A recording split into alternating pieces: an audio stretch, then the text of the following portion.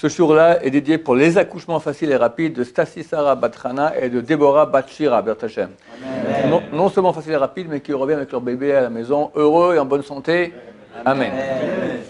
Alors, l'histoire du Stapler. Le Stapler, un géant d'Israël, pour que j'ai eu la chance de rencontrer. Un ange, mais des fois un ange de feu, d'accord, il n'a peur de rien. Une fois, lui et le Rav Shach, c'est les grandes générations. Donc c'est le père du Rav Chaim Kanievski, d'accord. Son nom c'était Rav Yaakov Israël Kanievski. Et une fois, il y a eu à Bnei Brak un type qui a des problèmes, tout le monde, le Rav Shach et le Stapler ils ont un divorce, ils ne voulaient pas, tout ça. Bon, les rabbanim ont fait un édit sur lui, hein, rentrer dedans. Il a dit, je vais me venger. Je vais me venger. Le Rav Shach, il avait 90 ans, le Stapler aussi, quelque chose comme ça, il était très très vieux. Le Rav Shach, il s'est planqué. Pendant une semaine, on ne l'a plus vu, il avait peur de se faire... le Stapler a dit, qui vienne. Il est venu, le Stapler se lève avec sa canne, il a couru derrière comme ça. Le type est parti en courant. Ah, c'était du feu. Et Kadosh. Un mot, ça se réalisait. Un mot qu'il disait. Un mot. Torah, toute la journée. Entre deux personnes qui recevaient, il disait la Torah. Il était à moitié aveugle. Il étudiait les Mishnayot. Et comme ça, je rentrais. Le nez dans ça touchait comme ça. On écrivait un truc. Hop, il disait, tata, et il répondait, comme ça. Mais ce qu'il disait, c'était Kadosh. Soukot, il va acheter un etrog. Il a toujours fait le même vendeur d'etrog. On voyait que c'était super important. Il cherche, tout à coup, extraordinaire. On voit que son visage éclaire de bonheur. Il vient chez le vendeur et dit, c'est pas toi qui fixes le prix, c'est moi qui fixe le prix. C'était toujours comme ça. En fonction de l'étrog, c'est lui qui fait le prix. Et bien sûr, il donnait un prix, pas un rabais pour lui, un rabais pour le vendeur. Et une fois, il a exagéré. Il a donné 2-3 fois la valeur du etrog. Le vendeur dit, je ne peux pas prendre ça. Je ne comprends pas ce que tu me dis.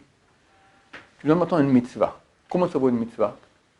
On a étudié, nous, d'accord? Le mot mitzvah, c'est les lettres Yud Ke Vav Ke. Les deux dernières lettres, c'est Vav He. Les deux premières en Atbash, l'alphabet à l'envers, c'est même ça, c'est Yud He. Donc, tu donnes maintenant l'éternité. Une mitzvah. Rien, c'est tout. Et moi, je te donne de l'argent. C'est rien. Alors moi, tu me donnes tout et je te donne rien et tu n'es pas content? Je veux dire, je t'aurais donné beaucoup plus de rien. Et Baruch Hashem, le vendeur a accepté. Ça, c'est la fin de l'histoire. Mais la leçon, elle est énorme. Nous, très souvent, on met dans la balance le rien et le tout. Et des fois, le rien, il est plus fort que le tout. Une bonne paire de tefilines, quelqu'un m'a demandé dernièrement. D'accord? Alors, une belle voiture, tu ne vas pas hésiter, t'achètes la tuiline, bon, ça va, c'est cachère, ça passe. Tu parles cachère. Ils appellent ça cachère, d'accord? Et même si c'est cachère, admettons, ok, mais pourquoi une belle voiture? On va nous juger sur ça. Quelqu'un ne pouvait pas lever rien, il a une petite mansarde, il n'a pas de voiture, il va en trottinette au travail, il n'a pas d'habit, tout ça, il a une tuiline cachère, ok, mais pas plus. Mais il se paye des vacances d'enfer, une voiture d'enfer, un appartement d'enfer, des robes d'enfer pour sa femme, des bijoux, des machins, la tuiline, juste cachère, d'accord? Je ne comprends pas. T'investis dans le rien, vraiment dans le rien, qu'est-ce qu'il y a de tout ça? Choum d'avar. Et tefilin, il n'y a pas de mitzvah plus importante que tefilin. 8 mitzvot de la Torah, 8 mitzvot de la Torah, énorme.